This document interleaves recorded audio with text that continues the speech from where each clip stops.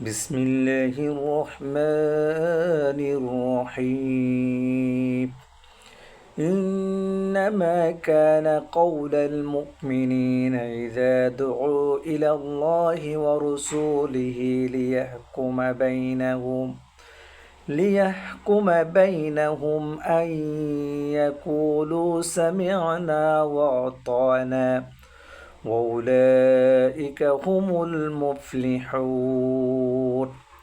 অত্র আয়াতের সাথ হচ্ছে মুমিনের বৈশিষ্ট্য এই যে যখন তাদের মাঝে ফয়সালার জন্য আল্লাহ তার রসুলের বিধানের প্রতি ডাকা হয় তখন তারা বলে আমরা শ্রবণ করলাম ও আনুগত্য করলাম।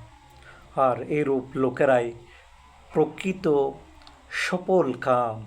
প্রকৃত সফলতা লাভ করবে।